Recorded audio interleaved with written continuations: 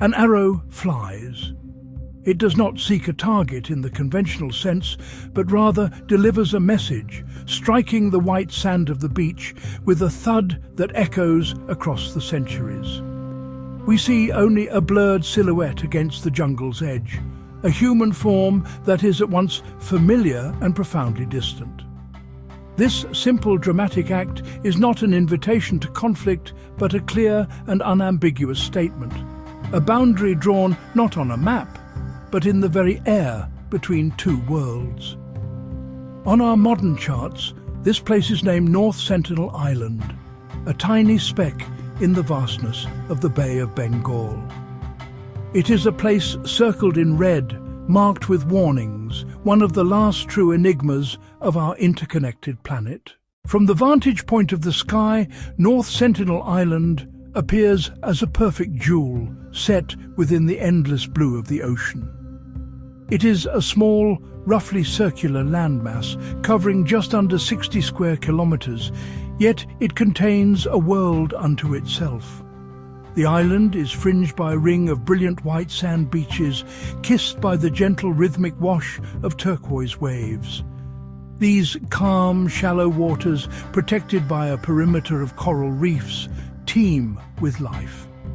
They are the island's larder, a rich and reliable source of sustenance that has supported its inhabitants for countless generations. Beyond the bright line of the beach, the island rises into a dense and seemingly impenetrable wall of tropical jungle. The canopy is a solid blanket of green, vines and palms, a world hidden from the sun's direct glare. Within its shaded depths, the Sentinelese find materials to build shelters, craft their tools, and gather fruits, nuts, and tubers. Beneath the canopy, insects, birds, and unseen life compose a constant symphony of a world in balance. There are no roads, no buildings of concrete and steel, no permanent scars upon the landscape. Tides, monsoons, the sun and moon, the clocks that govern life here. A paradise and a fortress, treacherous shallows, sheltering jungle, and a self-contained world. To contemplate the history of the Sentinelese is to gaze across an almost unimaginably vast expanse of time. Studies of other Andaman groups suggest the first humans arrived here as far back as 60,000 years ago. Among the early modern humans to leave Africa, they travelled coastlines, and some remained here in isolation ever since. This story stretches back into the Stone Age. 60 millennia ago, the world gripped by ice, Neanderthals still walked Eurasia. Agriculture, the wheel, writing, cities, metallurgy, still tens of thousands of years away. While empires rose and fell, languages were born and died, and humanity reached the moon, the Sentinelese continued their way of life. They are hunter-gatherers who hunt with bows, fish with nets and spears, and gather what the jungle provides.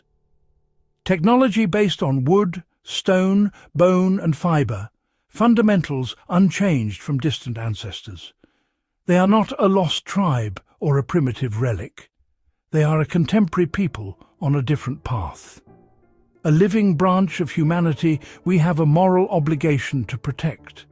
A simple animated timeline showing 60,000 years, with tiny markers for first cities, writing and the Industrial Revolution clustered at the very end. The isolation of North Sentinel Island is not merely a matter of geography, it is a matter of law and deliberate policy. India has established a protective zone around the island. It is illegal to venture within 5 nautical miles, approximately 9 kilometers, of its shores. This is not a suggestion. It is strictly enforced. Patrols deter tourists, journalists, adventurers and fishermen who might stray too close. A modern shield honouring a much older declaration of sovereignty. Non-contact is designed for dual protection. Having lived in isolation, the Sentinelese lack immunity. A simple cold, influenza, or measles could be catastrophic. The buffer zone is, in essence, a biological quarantine. It also protects outsiders from a community that defends its home with formidable skill and determination. Arrows have answered boats and helicopters.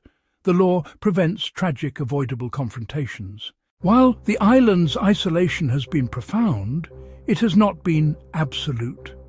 Over the last 2 centuries, there were sporadic and often ill-fated attempts at contact, leaving a legacy of fear and mistrust.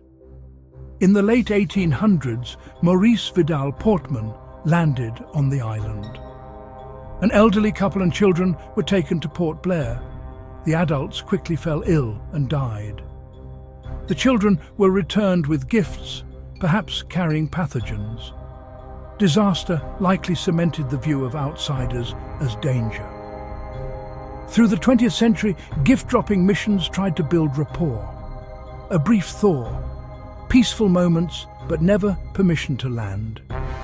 The friendly period ended, the islanders reverted to defense, and missions stopped. In 2018, an American missionary paid fishermen to take him to North Sentinel. He tried to land, calling out and offering gifts. His diary speaks of hostility. A boy's arrow struck the Bible he held. He returned once more. Fishermen later saw his body on the beach, a grim reminder to respect both the islanders' wishes and the law. The single greatest threat that the outside world poses to the people of North Sentinel Island is not one that can be seen. It is not carried on a spear or in a gun, but in a simple cough, a sneeze, or a handshake. This threat is microbial. For tens of thousands of years, they have lived in biological isolation with a limited range of pathogens. Their immune systems are exquisitely adapted to their world, not to the vast array that co-evolved with dense global populations. To us, a common cold, influenza, or measles are often routine. To them, utterly alien. No memory, no pre-existing antibodies, no effective defense. An infection could spread through a small, close-knit community with shocking virulence. History shows how disease, not weapons, decimated isolated peoples, in some regions killing the vast majority. Non-contact is not only cultural respect, it is public health and survival. Even the well-intentioned could unknowingly carry a lethal, dormant virus. There is simply no way to guarantee safe contact. The risk is too high, and the consequences too final. The existence of the Sentinelese places the modern world on the horns of a profound ethical dilemma. How did they survive the 2004 tsunami? What does their language sound like? What are their beliefs, their social structures, their stories? On the other side is the right to self-determination. Their arrows are their votes, their retreat, their clear statement of intent. They have not consented to be studied, contacted, or integrated.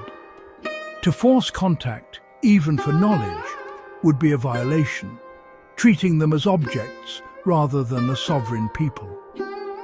Some argue that leaving them alone exposes them to poachers and climate threats beyond their control. Yet human rights organizations, anthropologists, and the Indian government have settled on non-interference. Consent is paramount. Some questions may remain unanswered.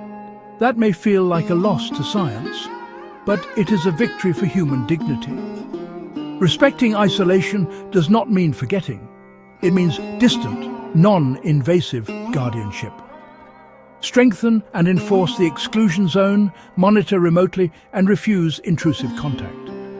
After the 2004 tsunami, a reconnaissance from a safe height saw a man fire an arrow at the helicopter.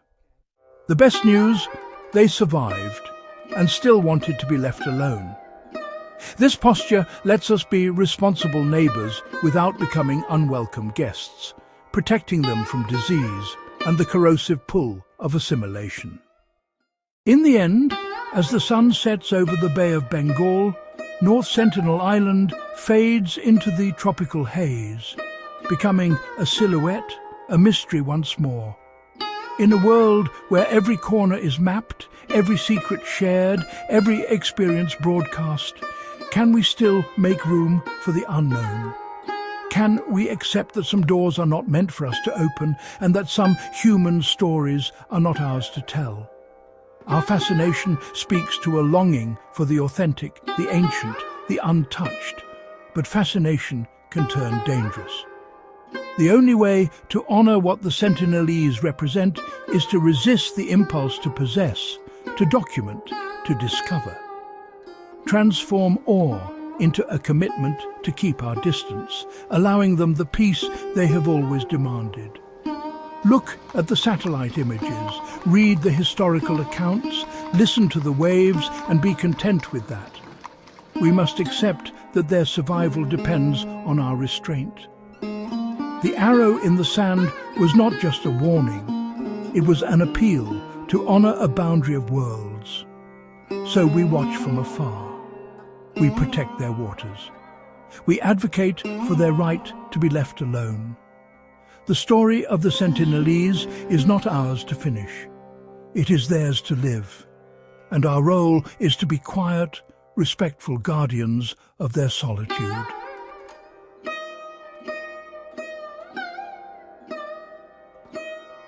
Respect the mystery, but never stop seeking the truth. Subscribe to our channel now for more deep dives into the world's most forbidden and untouched places. Join our community of explorers today.